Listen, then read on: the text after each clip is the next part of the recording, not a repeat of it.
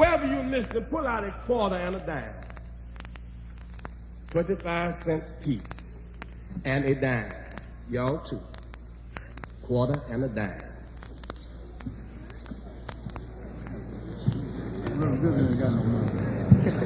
I'm not really a teacher, but I can if I have to. Necessity is the mother of invention, I told y'all.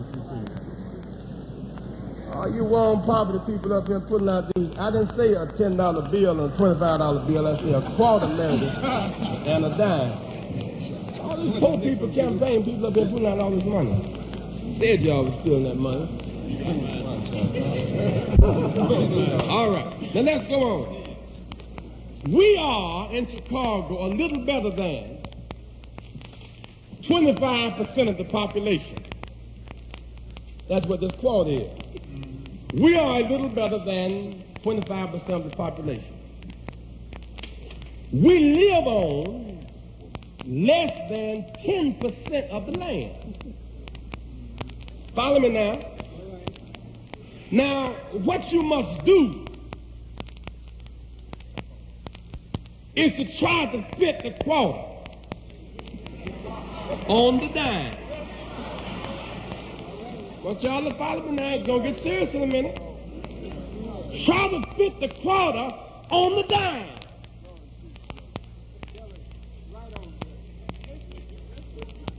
Try to fit it. Figure out how you can do it. One of y'all get smart enough to figure it out, jump up and tell it.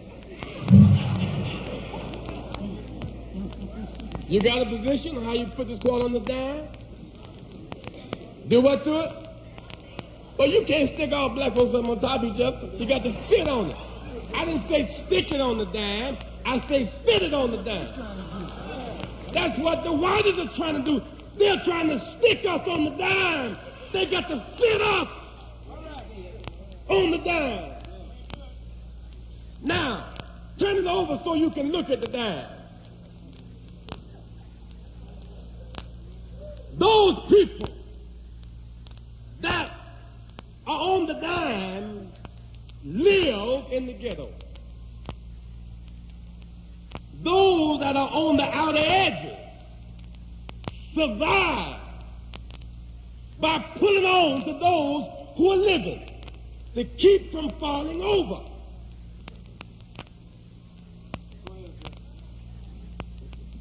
Those who can't get on the dime,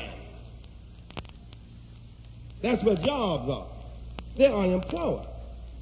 Which means that the ghetto, by definition, has a certain periphery of people unemployed. They're cut out of participation. God wasn't no fool when he made men in proportion to land. He did not overstock this earth with men. It ain't no accident that 30,000 people per square mile live in the black community and 3,000 per square mile live in the white community, which means in the white community you got more land than people, and the premium is on the man and not on the land. And in the black community you got more people than property, and therefore the premium is on the property and not on the man. In the white community you defend white folk, in the black community you defend property. It's no accident. Listen. Listen.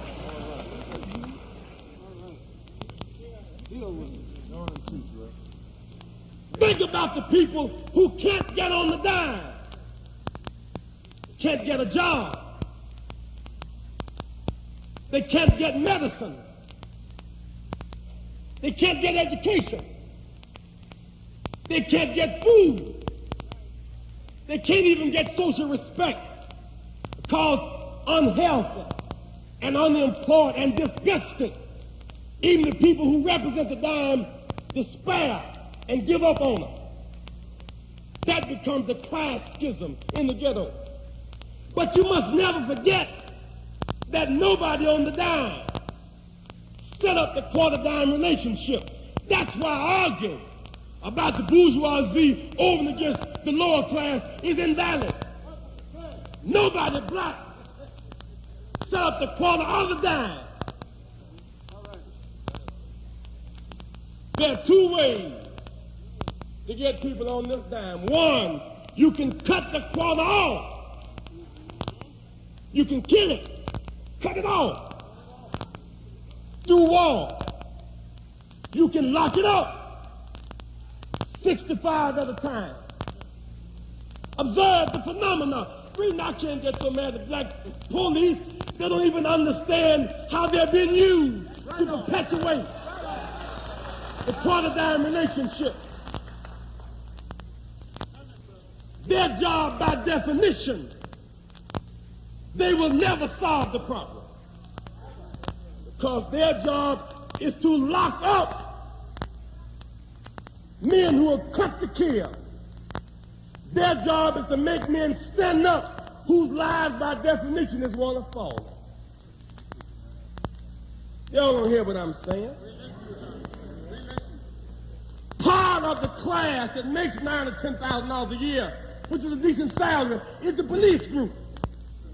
And the young man who don't want to go to the army or goes and come back, work at the post office or drive a truck, do a few other. The police job is a good job, pay-wise. Some of the black cats rather than be on welfare, if he can be a police, make 9 or 10 grand, 5 or 6 on the side, pretty good game. But the responsibility, here's what I'm talking. I'm not trying to put anybody down. I appreciate the dilemma of black police. Now, I know there's a difference between black and white police. Even though they may do the same thing, their motivation is different. White police whips you because he's racist. The black police whips you because he has to impress the racist to keep his job. And that's why we shouldn't have any white police on the island. Different now. Black police and the white police together. White police whip you because he enjoys doing it. If the black police doesn't arrest a certain amount of black people, if he doesn't get a reputation as a head whipper, he cannot be trusted. You know a man can be trusted because you can say, he'll whip a bunch of black folks. So you know he's just. But y'all don't understand that. You can get these people on the dime by cutting it off, the quarter, or you can bend it. Bend it. Bend it. Pervert it. Make it cease to be a quarter. Mess it up where it won't fit in machines. Mess it up where it won't spin. Listen to me. Send it to school, yeah, 12 years, but give it 6 years worth of education. Send it to the hospital, yeah, but don't give it full treatment. Give it a job, yeah, minimum wage. Pervert it. But guess what happens? When the quarter is bent over, on the side, it humps up in the middle, and that's the high rises.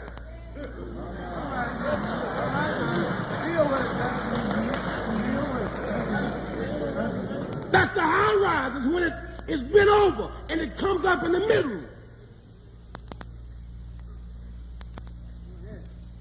That's why the open housing drive was valid. Not because of a desire to live next door to whites, but because, number one, we're too congested. 12,000 white folks stayed in Kenwood in 1947, and now 74,000 black people stay in the same area. Apartment for 3, now apartment for 12. Therefore, if those people want to move across Ashland, what is so divine about Ashland Avenue except they want to keep us hemmed in and keep a base of cheap labor? And I challenge every black leader to know that no black man, even those that defend the situation, are responsible for putting it together. Which is my last point. Not only must you defend the poor and build your case, you must develop your strategy to deliver them. That involves fighting. That involves going to war out of the hands of the wicked. It didn't just say wake them up, Berea. Didn't just say pray to them and inspire them out of the hands of the wicked. Now, the difference between a sociologist and a theologian, you can identify the wicked just by looking at where people live and watching the institutions. What makes a man a man? Not only does he see the wicked, but he called the wicked wicked to the wicked man's face.